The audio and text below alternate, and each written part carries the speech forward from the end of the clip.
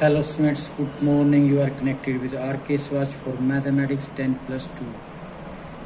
Today we are going to discuss about the chapter probability and solution of exercise 8.8 question number 17. There are 5% defective item in a large bulk of item. What is the probability that a sample of 10 item will include? First part रहेगा 2 defective item, second रहेगा not more than 1 defective item. तो क्या कहा इन्होंने, बहुत सारे item हैं, large bulk of item, बहुत सारे आइटम हैं उसके पास, उनमें से 5% डिफेक्टिव हैं। डिफेक्टिव कितने? 5%। तो पूछा गया what is the probability that the sample of 10 item will include. तो उसमें जो इंक्लूड है उसमें से 10 सैंपल ऑफ आइटम की प्रोबेबिलिटी। तो उसमें से 2 डिफेक्टिव की बात भी कर रहा है एक पार्ट में, और दूसरे में not more than 1 defective item, एक से ज्यादा नहीं। इसका मतलब एक हो सकता है, तो एक से कम भी हो सकता है। सेकंड वाले में तो एक और 0 मान के चलेंगे, वहां पर एक्स वैल्यू, यहाँ पर 2 डिफेक्टिव आइटम मतलब एग्जैक्टली 6 की बात 2 की बात कर रहे हैं। तो कैसे सोल्व करते हैं इसको? Let p denote the probability of success. तो पी की वैल्यू जो आएगी 5%, उसने डिफेक्टिव कहा था 5/100 यानी कि 1/20 लिख सकते हैं, क्योंकि वैल्यू 1 में से माइनस कर देंगे 1/20 तो आ जाएगा 19/20। और आइटम कितने जो सैंपल आइटम जो निकाले 10 आइटम, यानी कि प्रोबेबिलिटी पूछी गई ना, what is the probability that a sample of 10 item will include. तो n की वैल्यू क्या आ जाएगी? 10 आ जाएगी। The probability of getting r success is given by, तो ये फार्मूला रहेगा p x is equal to r is equal to n c r into p raise power r into q raise power n minus r. That is equal to, यानी कि n की value है और p Q की value है। n की value 10 है, p की वैल्यू 1/20 है, q की वैल्यू 19/20 रखने के बाद पहला पार्ट उठाते हैं। क्या पूछा था? Probability that there are 2 defective item, मतलब जहां पर r है वहां पर 2 रख देंगे और कुछ भी नहीं करना है। तो लिखा हमने p, यानी कि प्रोबेबिलिटी x इज टू 2 के लिए, तो 10c r की जगह 2 रख दिया, p रेज पावर r की जगह फिर से 2 रख दिया, q raise power 10 minus r की जगह 10 माइनस 2 यानी कि 8 लिख दिया। सोल्व करेंगे तो क्या पाओगे? 45 into 19 raise power 8 upon 20 raise power 10। क्योंकि न्यूमरेटर के अंदर कौन है यहाँ पर? 91 की पावर 2 तो 1 होता है, 19 की पावर 8 तो 19 की पावर 8 ही लिखे, क्योंकि सोल्व करने अगर आप लग गए तो बहुत ज़्यादा टाइम कंज्यूम हो जाएगा, इसलिए आपको गलती से इसको सोल्व नहीं करना है। और दूसरी बात, मान लीजिए आपने सोल्व कर भी दिया और उसमें कोई मिस्टेक होगी है तो वो आपका नेगेटिव इफेक्ट जाएगा। इससे तो अच्छा आप उसको यहीं पे छोड़ दें। और 20 की पावर 8 यहाँ पर है, 2 यहाँ पर है, तो 8 और 2 पावर ऐड हो जाए, क्योंकि बीच में मल्टीप्लाई का साइन है, बेस इक्वल पावर ऐड कर देंगे, मल्टीप्लाई अगर करते हैं तो तीसरी 20 की पावर 10 हो जाएगी, और 10c2 की वैल्यू 45 निकलेगी। तो आपको यहीं छोड़ देना है। यहाँ पे नेक्स्ट जो पार्ट था उसमें क्या कहा था उन्होंने सेकंड में, नॉट मोर देन 1 डिफेक्टिव, यानी कि एक से ज्यादा नहीं होनी चाहिए, एक तो हो सकती है इसका मतलब, तो 0 1 पे पहुंचेगी बात। The probability that there is not more than 1 defective item, that is mean probability x is less than equal to 1। तो क्या मतलब है? Probability x equal to 0 plus probability x equal to 1, दोनों केसेस को ऐड कर देंगे। Probability x equal to 0 के लिए हमने x की वैल्यू यानी कि r की वैल्यू 0 डाल दी है, और यहां पर r की वैल्यू 1 डाल देंगे, 10 माइनस 1 9 हो जाएगा। अब इसको सोल्व करेंगे, इसको सोल्व करेंगे, तो दोनों से पहले हमने क्या देखा 10c0 1 होता है, लिखने की जरूरत नहीं, 10c1 10 होता है, और किसी की पावर 0 1 होता है, इसको लिखने की जरूरत नहीं पड़ी, तो 19/20 की पावर 10 लिख दिए इसमें। ये 1 हो गया, ये 1/20 एज इट इज है, 19/20 की पावर 9 है। इन दोनों में से कुछ कॉमन आता है वो निकाल लो। क्या आ रहा है? 19/20 की पावर इधर से भी 9 तो आ ही रही है, निकाल लिया। अंदर आएगा 19/20 प्लस 10/20, इसको अंदर से सोल्व करेंगे तो 29 अपॉन में 20 हो जाएगा, तो हमने लिख दिया 29 अपॉन 20, इंटू में 19/20 की पावर 9 एज इट इज लिख देना है, इसको सोल्व नहीं करना है गलती से भी। एक काम जरूर कर सकते हैं, 20 है पावर ऐड कर देंगे, बेस इक्वल हो तो मल्टीप्लाई करते टाइम, तो 9 और 1 10 हो जाएगा 20 की पावर। 19 की पावर 9 ही रहेगा, 29 एज इट इज लिखा जाएगा। यही आपके लिए आंसर रहेगा। 18 Suppose 10% of the item produced by a factory are defective.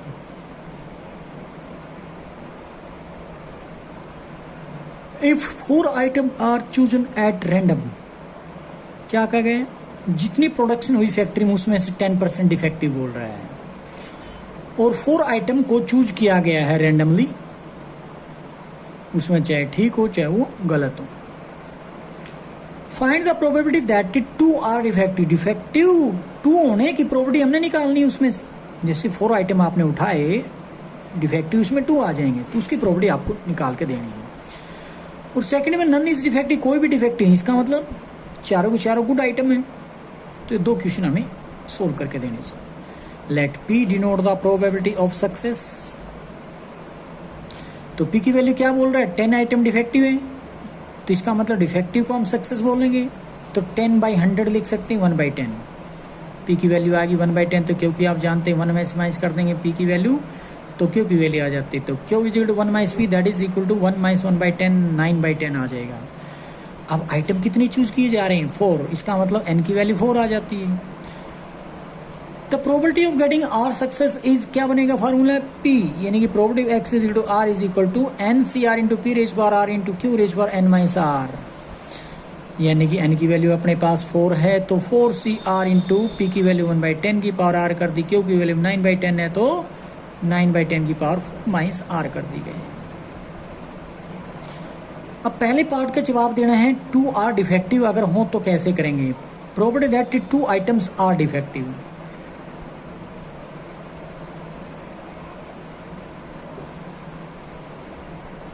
आप इसको बोल सकते हो probability x is equal to exactly 2 भी कह सकते हो। तो एक्स की वैल्यू 2 का होने का मतलब आर जहां जहां नजर आएगा आपको वहां पर 2 रख देना है। सोल्व करने के बाद आपको क्या मिलेगा, 486 अपॉन 10,000 यानी कि 0.0486 आ जाएगा, 0.0486। Second part, the probability that none of the item is defective, कोई भी डिफेक्टिव आइटम नहीं है, मतलब एक 0 है वहां पर डिफेक्टिव आइटम, तो सारे के सारे चारों आइटम कैसे हैं, गुड है। तो आप गुड के लिए बजाय आप यहाँ पर डिफेक्टिव आइटम 0 लेकर इसको निकालेंगे। तो वही लिखा हमने, probability x equal to r की जगह 0 डाल दिया, तो जब आर की जगह 0 डाल रहे हैं तो मिलेगा अपने को सॉल्यूशन में, ये 4C0 1 होता है, किसी की पावर 0 फिर से 1 होता है, 9 की पावर 4 अपॉन में 10 की पावर 4 है। बस इसको हमने सोल्व कर दिया, क्योंकि मैं जानता हूँ 9 ज़्यादा पावर नहीं है, 4 है, तो इसलिए मैंने 4 टाइम्स 0 रख दिया 1 के पीछे। 9 जो 81 को 81 से मल्टीप्लाई कर 6561 आ जाएगा इस तरीके से, यानी कि कम पावर थी तो इसलिए सोल्व कर दिया है। पिछले वाले क्वेश्चन जो 17 में ज़्यादा पावर थी हमने सोल्व नहीं किया। अब इसको डिवाइड करना है, बड़ा मुश्किल नहीं है, केवल और केवल 4 डिजिट छोड़कर इसको पॉइंट दे देंगे, तो 1 2 3 4 यहाँ पॉइंट आ जाएगा, 0.6561 आंसर आ गया सेकंड पार्ट।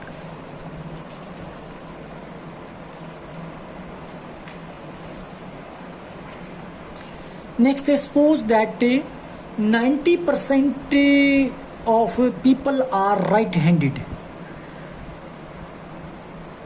मान के चल रही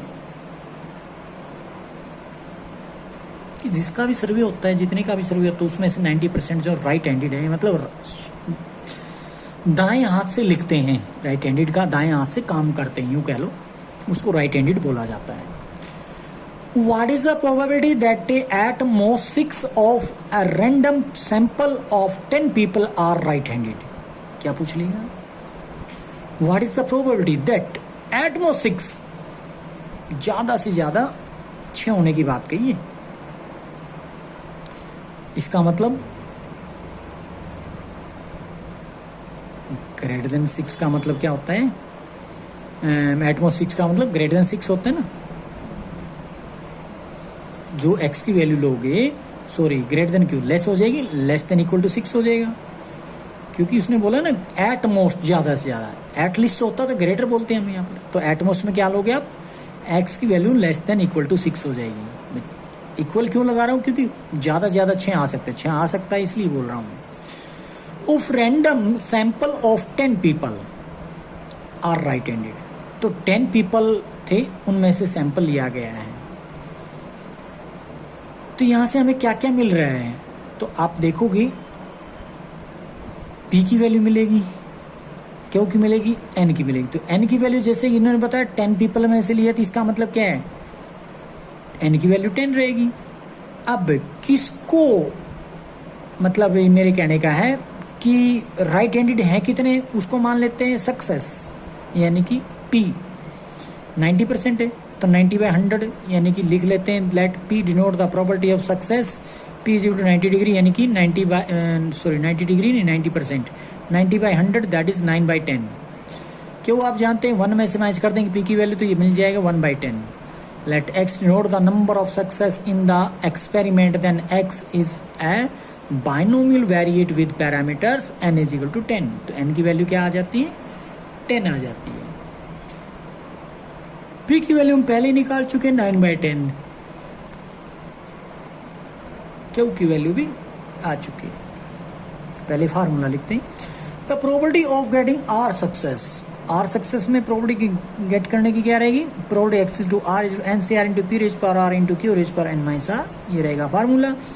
जिस चीज़ की वैल्यू पता है, एन की वैल्यू पता है, पी की वैल्यू पता है, क्यू की वैल्यू पता है, डाल देते हैं, आर बच जाएगा। तो यहाँ क्या चीज़ है, 10 है, ये 10 माइनस आर है। Probability that at most 6 people are right handed, at most बोला था या एट लिस्ट बोला था, एट मोस्ट बोला गया है। इसका मतलब probability of x less than equal to 6 बोल देंगे हम इसको। ज़्यादा से ज़्यादा 6 लेने का मतलब कम तो ले सकते हैं, तो एक्स की वैल्यू 0 हो सकती है, 1 2 3 4 5 6। तो 7 केसेस आएंगे, उनको ऐड कर दो, आपको आंसर मिल जाएगा। अदरवाइज यूँ भी कर सकते हैं, 1 minus probability x is greater than 6, x is greater than 6, equal का साइन नहीं लगाना क्योंकि 6 इसमें जा चुका है राइट हैंडेड में। तो हम यहाँ पर ग्रेटर देन 6 के अंदर कौन से जाएगा, 7 8 9 10, यहाँ पर 4 केसेस आ रहे हैं, और वहाँ पर कितने थे, 7 केसेस थे। वहाँ 7 केसेस सीधे ऐड करते, यहाँ पर 4 केस निकाल के उनको 1 में से माइनस कर देंगे। तो किसको निकालना है, प्रोबेबिलिटी एक्स, 7 8 9 10 वाले, उनकी प्रोबेबिलिटी निकाल के ऐड करके 1 में से माइनस कर देंगे।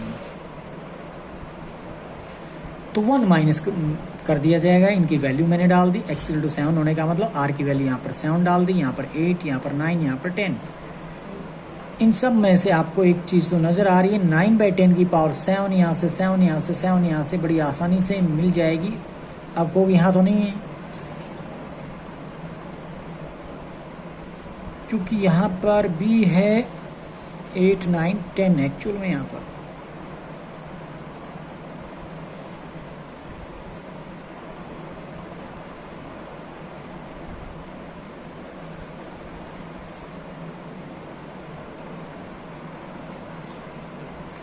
तो 9/10 की पावर 7 बाहर निकाल लिया, और 1/10 की पावर 3 यहाँ पर है, 2 यहाँ पर है, 1 यहाँ पर है, 0 यहाँ पर है।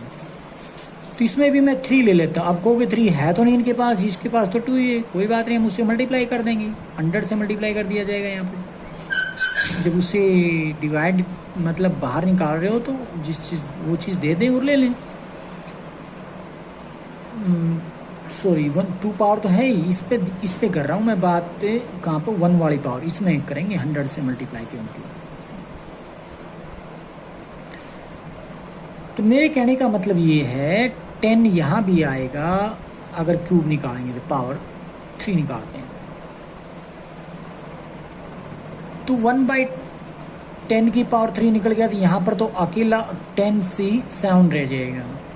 यहाँ पर हमने 7 पावर निकाल ली, तो 1 पावर तो रह ही जाएगी, 10C 8 तो रहेगा, और यहाँ पर पावर 1 रह जाएगी 9/10 की। अब कहोगे एक 10 यहाँ पर एडजस्ट हो गया, क्योंकि 3 निकालनी थी, 2 इसके पास कूद गई थी, एक यहाँ एडजस्ट हो गया।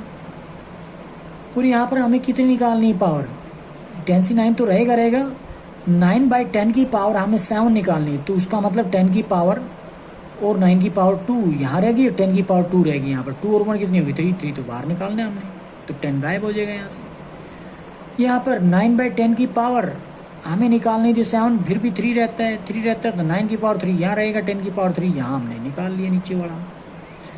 इसलिए इनकी कैलकुलेशन कॉम्बिनेशन तोड़ेंगे तो ये मिलेगा, और इसको सोल्व करते हैं तो ये, और 1 में से माइनस करते हैं तो 0.0128 आ जाएगा।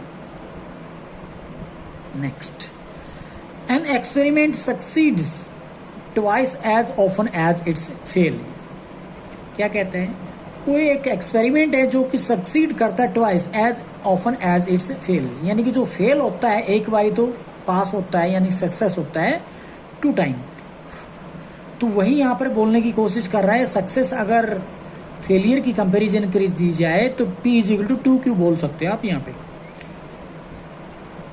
Find the probability that in the next 6 trial there will be at least 4 success.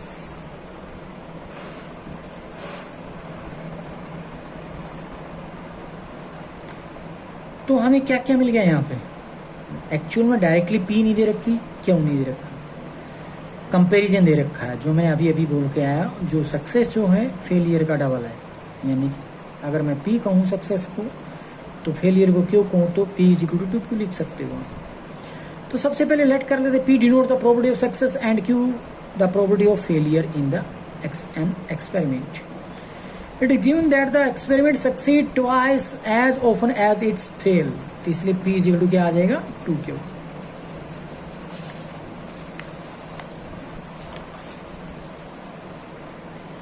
Since success and failure are mutually exclusive, तो इसका मतलब P + Q क्या होता है? 1 रहेगा।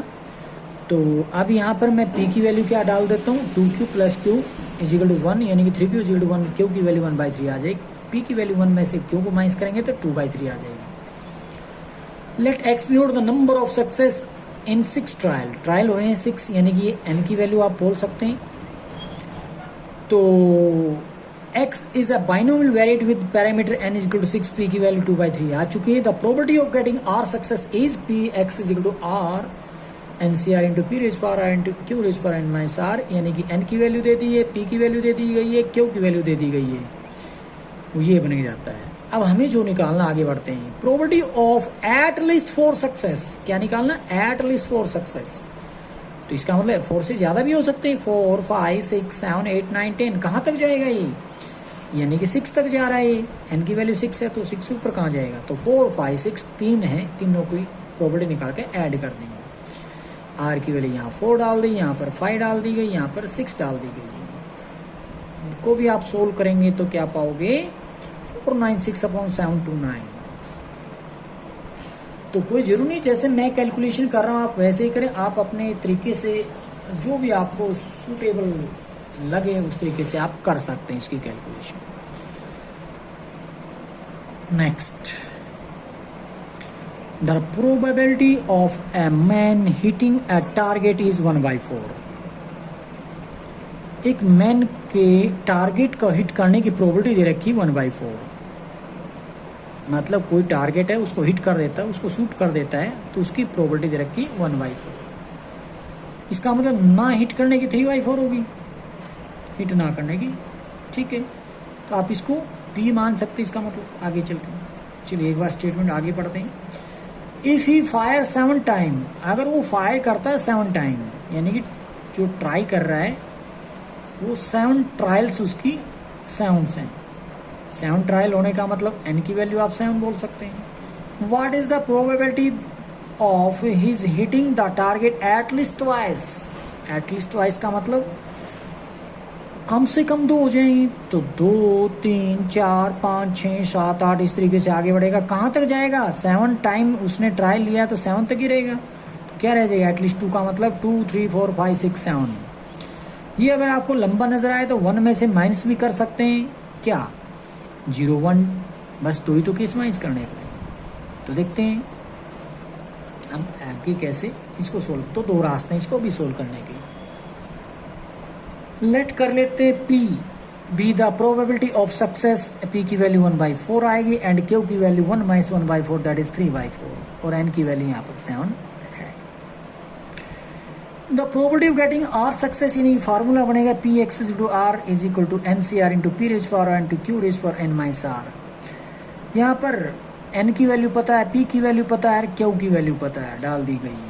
अब जो क्वेश्चन उसने हमारे से पुट किया गया, what is the probability of hitting the target at least twice, इसके ऊपर चलते हैं।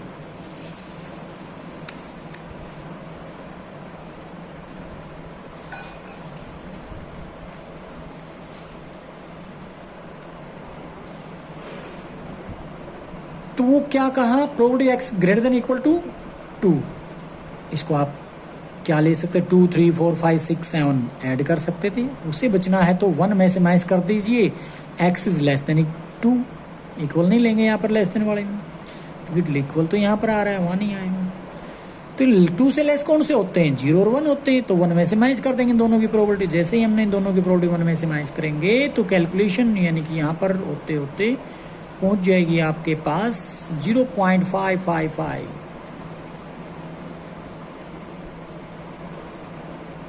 उम्मीद है इसकी कैलकुलेशन भी कर लोगे, क्योंकि यहाँ पर आर की वैल्यू 0 डाली गई, यहाँ पर आर की वैल्यू 1 डाली गई है। उसके बाद 7 से 0 आप जानते हैं 1 होता है, किसी की पावर 0 भी 1 होता है, अकेले रह जाएगा 3/4 की पावर 7 यहाँ पे। 7 से 1 7 होता है, 1/4 तो है तो 7/4 लिख दिया हमने यहाँ पे। 3/4 की पावर 6 है ही। तो नेक्स्ट पे चलते हैं। The probability that a student entering the college with the graduate is 0.4। तो क्या दिया गया, प्रोबेबिलिटी दे रखी है that student entering the college will graduate. तो स्टूडेंट के कॉलेज के अंदर एंटरिंग जो कि ग्रेजुएट होने की प्रोबेबिलिटी जो दी गई 0.4 दे रखी है। Determine the probability that out of 5 students, पता लगाना है कि 5 स्टूडेंट में से, तो 5 क्या होगा फिर यहाँ पर एन की वैल्यू। तो कहते हैं नन, एक भी ना हो। क्या एक भी ना हो, ग्रेजुएट ना हो। 1 विल ग्रेजुएट, एक ग्रेजुएट हो जाए। तो 2 पार्ट है इसके अंदर। तो नन का मतलब वहां पर 0 हो जाएगी आर की वैल्यू। 1 ग्रेजुएट होने का मतलब क्या है, एग्जैक्टली 1 ही मान के चलिए, आर की वैल्यू 1 हो जाएगी। Let p denote the probability of success, यानी कि पी की वैल्यू एक तरीके से दे रखी, पी की वैल्यू 0.4, तो क्यू की वैल्यू क्या आ जाएगी, 1 में 0.4 0.6 आ जाएगी। Let x denote the number of success in the experiment, n is equal to 5, क्योंकि 5 स्टूडेंट में से डिटरमाइन करनी है प्रोबेबिलिटी, इसलिए n की value 5। The probability of getting r success is p x is equal to r is equal to n c r into p raise power r into q raise power n minus r. तो n की value, p की value, q की value रखने के बाद हम question की तरफ बढ़ते हैं। फर्स्ट पार्ट है नन विल ग्रेजुएट, यानी कि r की वैल्यू 0। तो जहाँ आर है यहाँ नजर आ रहा है वहाँ पे 0 रख देंगे। 5 से 0 इंटू 0.4 की पावर 0 इंटू 0.6 की पावर 5 रह जाएगा। ये 1 हो गया, ये 1 हो गया, 0.6 की पावर 5, 0.6 की पावर 5 को मैंने एज इट इज रख दी। यही है आपका फर्स्ट आंसर। सेकेंडली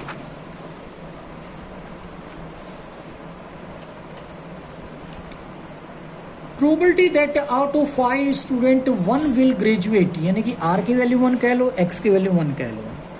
तो 5c1 इंटू 0.4 की पावर 1 इंटू 0.6 की पावर 5 माइनस 1 क्या होता है 4।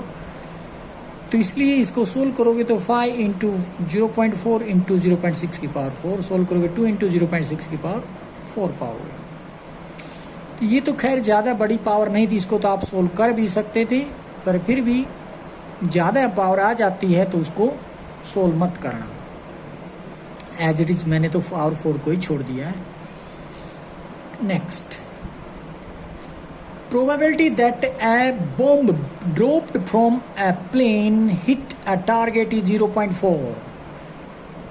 तो प्रोबेबिलिटी दी गई है कि प्लेन से एक बॉम्ब को ड्रॉप किया जा रहा है और टारगेट को हिट करने की प्रोबेबिलिटी 0.4 है। 2 bombs can destroy a bridge, एक ब्रिज को 2 बॉम्ब डिस्ट्रॉय कर सकते हैं।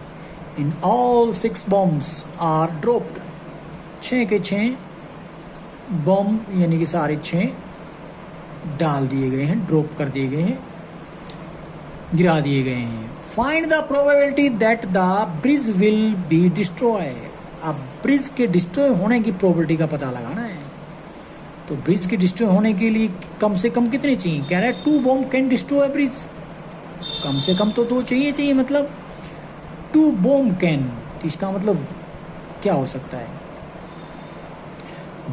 2 3 4 5 6 कितने उसके पास? 6 बॉम्ब है। 6 के 6 डाल दो, क्या डिस्ट्रॉय नहीं होएगा? फिर भी तो डिस्ट्रॉय होगा ना। तो आप इसको एटलीस्ट 2 मान के चल सकते हैं। यहाँ पर एटलीस्ट वर्ड नहीं दिया गया, बट फिर भी आप उसको लेकर चलेंगे।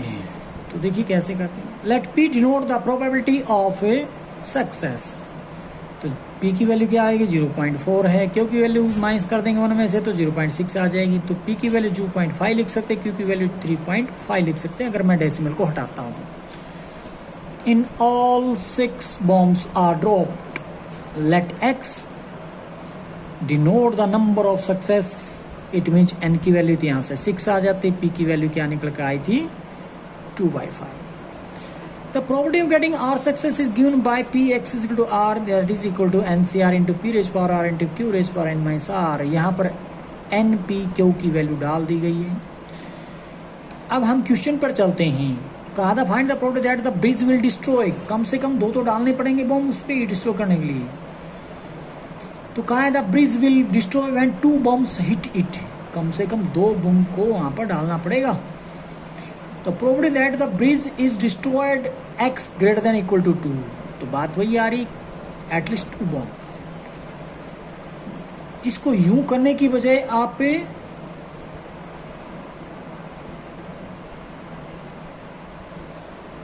आप कर सकते हैं कि प्रोबेबिलिटी 1 में से माइनस कर दे x लेस देन 2 के लिए, यानी कि 1 में से माइनस कर दे 0 और 1 वाली प्रोबेबिलिटी। आर की वैल्यू 0 डाल दी गई, 1 डाल दी गई। इसको सोल्व करेंगे और 1 में से माइनस करेंगे तो पाओगे ये, या फिर 0.767 अप्रोक्सीमेटली बोल दोगे आप इसको, near by.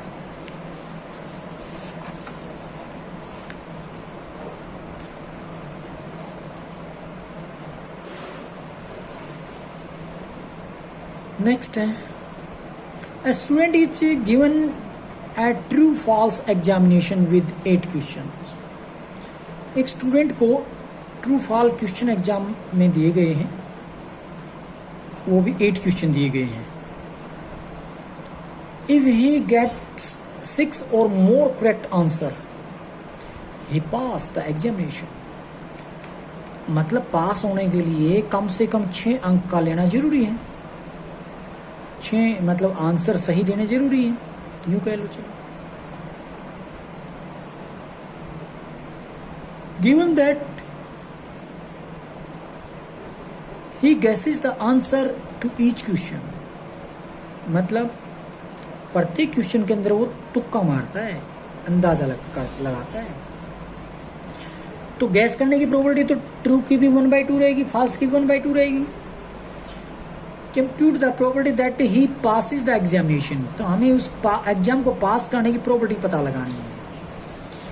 Late p denote the probability of success. P की वैल्यू 1/2। क्यों, कहाँ से आई 1/2? क्योंकि आप जानते हैं ऑप्शन 2 ही, या तो ट्रू है या फॉल्स है। ट्रू आने की प्रोबेबिलिटी 1/2 रहेगी, तो फॉल्स आने की भी आप सीधी लिख सकते हैं, या फिर 1 में से पी की वैल्यू माइनस कर दे, क्यू की वैल्यू निकल जाती है, 1/2 आ जाएगी। Let x denote the number of success in attempting 8 question. Then number of n, यानी कि एन की वैल्यू क्या आ जाएगी? नंबर ऑफ ट्रायल 8 है रही एक तरीके से, क्योंकि क्वेश्चन उसके पास 8 है। पी की वैल्यू 1/2 आई चुकी है। The probability of getting r success, ये फार्मूला है, probability of x into r is equal to NCR into p raise power r into q raise power n minus r, that is equal to, यहाँ पर हमने NP Q की value डाल दी गई है, जो कि आप इसको लिख सकते हैं 8CR इंटू 1/2 की पावर 8 लिख सकते हो। बेस इक्वल हो तो पावर ऐड कर दोगे, आर में 8 माइनस आर ऐड करोगे, आर से आर कैंसिल होकर 8 आ जाएगा। Probability of the student passing in examination, तो क्या रहेगी, जो प्रोबेबिलिटी पास होने करने के लिए जो मतलब बात की है एग्जाम को, तो वो 6, तो उसमें करेक्ट आंसर देने ही पड़ेंगे, तो 7 8 भी तो हो सकते हैं ना। इसे लिखेंगे probability x greater than equal to 6, तो probability x equal to 6, probability x equal to 7 plus probability x equal to 8। अब 6 डाल दी, आर की वैल्यू 7 डाल दी, 8 डाल दी, तीनों को जब हम ऐड करते हैं तो 1/2 की पावर 8 कॉमन ले लेते हैं, तो जल्दी हो जाएगा 28 + 8 + 1 37/256। Next, in a 20 question true false examination, suppose a student tosses a fair coin to determine his answer to each question। तो बेटे ये तो एक क्वेश्चन है, आप ऐसा मत करना, ये तो आपसे क्वेश्चन किया गया है, कहीं आप भी सोचो कि हमारे पास भी ट्रू फॉल्स अब की बार ज़्यादा आने वाले हैं लॉकडाउन के चलते, तो हम एक कॉइन ले लेंगे, टेल आएगा तो हम आंसर राइट कर देंगे, या हेड आएगा तो राइट कर देंगे, बाकी को फॉल्स कर देंगे। तो ये तो क्वेश्चन बना रखा है, ध्यान देना इस चीज पर, आपने अपने रियल लाइफ में ऐसा नहीं करना है। तो in a 20 questions true false examination, suppose a student toss a fair, तो एग्जाम में एक स्टूडेंट जो ना क्या कर लेता है, एक फेयर कॉइन को टॉस कर लेता है और अपने आंसर का पता लगा लेता है, प्रत्येक क्वेश्चन के आंसर का कॉइन टॉस करने से। If the coin falls head, अगर वो हेड आ जाता है कॉइन के ऊपर, तो कहता है ही आंसर ट्रू, वो उसका ट्रू पे टिक कर देता है। And he if he falls tail, he answer false, tail आ जाता है तो आंसर फॉल्स में दे देता है।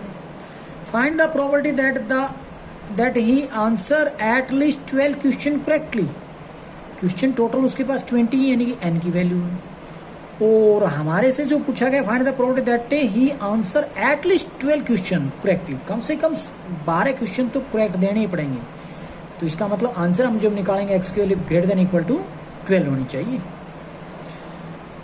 Late student toss a coin to determine the answer of each question, therefore probability of his giving the answer true और false is 1/2 रहेगी, क्योंकि जब एक कॉइन को टॉस करते हैं हेड आने की प्रोबेबिलिटी 1/2 है, टेल आने की प्रोबेबिलिटी, तो फॉल्स आने की भी वही रहेगी और ट्रू आने की भी वही। Let P be the probability that the answer given by the student is correct। P the probability that he answer correctly क्या आ जाएगी, 1/2 आ जाएगी, क्योंकि 1 में से 1/2 माइनस करेंगे also 1/2 आ जाएगी। Let x denote the number of successes in attempting 20 questions, यानी कि n की वैल्यू 20 आ जाती, p की वैल्यू 1/2 आ चुकी है। सबसे पहले फॉर्मूला लिखेंगे, the probability of getting r success is p x r is equal to NCR into p raise power r into q raise power n minus r. वहां पर p की वैल्यू, q की value, n की value डाल दी जाएगी, n की value 20 है, p की वैल्यू 1/2, q की वैल्यू भी 1/2 है। तो इसको सोल्व कर सकते हैं, 1/2 की पावर 20 लिख देंगे, 20 CR इंटू में है ही। अब हमें जो निकालना है, probability that the student answer at least 12 question correctly, कम से कम 12, इसका मतलब क्या रहेगा, probability x equal to 12 plus probability x equal to 13 plus probability x equal to 14 plus, इस तरीके से 20 तक चला जाएगा। अब केस तो हो जाते हैं ज़्यादा, अब 8 केस को सोल्व कर पाना थोड़ा इजीली नहीं, इसलिए हम इसी के अंदर ही सेंस में आंसर छोड़ देंगे। देखिए कैसे, 20C12 क्यों, क्योंकि आर की वैल्यू यहाँ पर 12 डाल देगी, 20C12 इंटू 1/2 की पावर 20 लिखेंगे, प्लस आर की वैल्यू 13 है, 14 है, 15, 16, 17, 18, 19, 20, यहाँ पर मैंने लिख दिया डैश डैश लगा के। आप भी ऐसा कर सकते हैं क्योंकि केसेस ज़्यादा हो रहे हैं।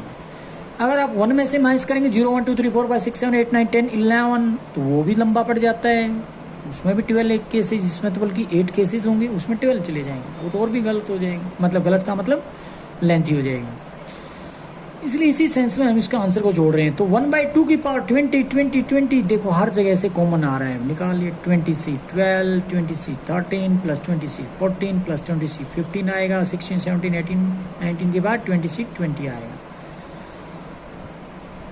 तो आप ज़्यादा से ज़्यादा इसको जरूर सोल्व कर सकते थे, न्यूमेरिकल वैल्यू देकर वहाँ पर छोड़ सकते थे, इसको ऐड करने के लिए रख लेते एज इट इज़, या यहाँ पर भी छोड़ देंगे तो आंसर कोई गलत नहीं माना जाएगा। आप यहाँ पर भी इसके आंसर को छोड़ सकते हैं।